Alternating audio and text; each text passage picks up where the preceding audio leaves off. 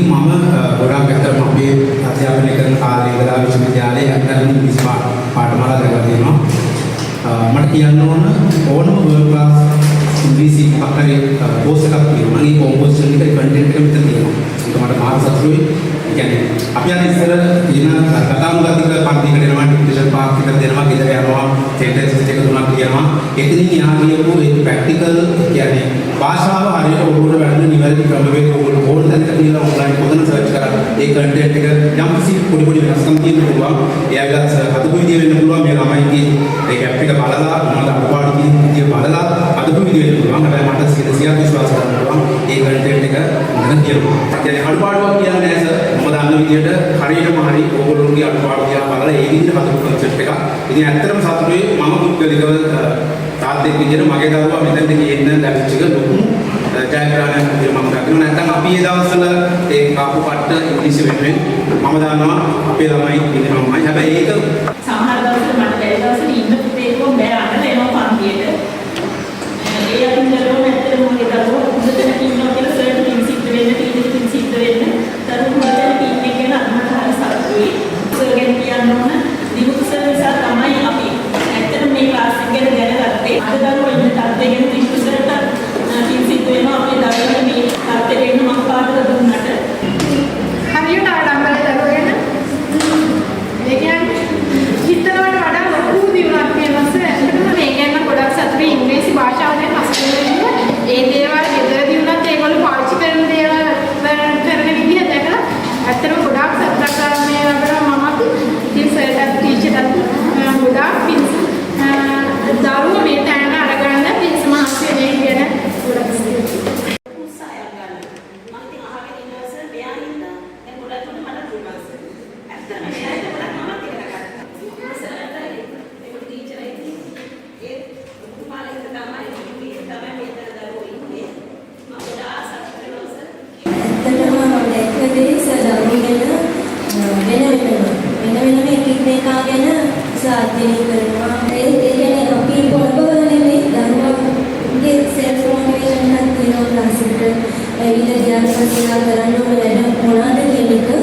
ඒ නිසා මම හිතනවා දෙන්නෝපියන්ට වඩා ලොකුවරක් මේ ෆවුන්ඩේෂන් එකේ ගුරුවරුන්ගෙන් ළමයිගේ බ්‍රේන් වොෂ් එකක් වෙලා තියෙනවා කියලා මට දැනෙනවා. ඉතින් මම ඇත්තටම සතුටුයි අද මගේ දරුවා දැනගෙන. මොකද අපි ඉස්කෝලේ කාලේ ප්‍රකාශන කිව්වා වගේ අපි ඉස්කෝලේ ඉංග්‍රීසි වලට අපි මුල්තැන හිටියා ඒ ඉංග්‍රීසි ඒ වුණාට අපි ඉගෙනගත්තේ වෙන කොටස. මේ අපි මම හිතන්නේ එයාලට වචන නිරායාසයෙන් කටට එන්න කතා කරන්න අපිට වගේ ඉංග්‍රීසිද හිතා කතා කරන්න අවශ්‍යතාවයක් නැහැ. එහෙම තෝස්ද මාස්ටර් කියන කන්සෙප්ට් එක මම ඇහුවේ ඊට මාසෙකට අද.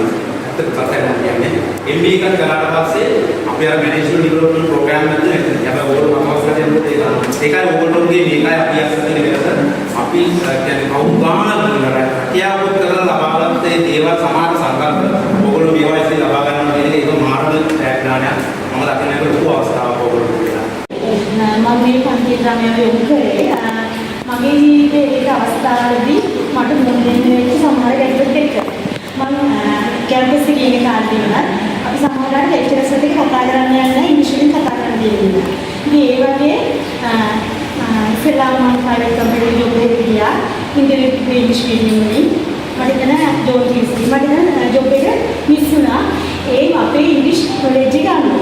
ඉතින් මට ඇත්තටම ඕනුනේ මගේ ළමයා සාමාන්‍යයෙන් ඉංග්‍රීසි වලින් කතා කරන්න පුළුවන් සත්‍යයකට ගන්න. දැන් තුන්වැසින් තමයි කැම්පස් එකේ ඉන්නේ ඉතින් මෙයන් ඔයගොල්ලන්ට එනකොට ඒ තියෙනවා ඒ තිබුණාට දැන් සමහරවිට විශ්වවිද්‍යාලේ එක විෂයක්වත් සිංහලෙන් යන්නේ නැහැ ඔක්කොම දෙතුන ඉංග්‍රීසි වලින් එයා එනවාට කියනවා අම්මි නංගි හරි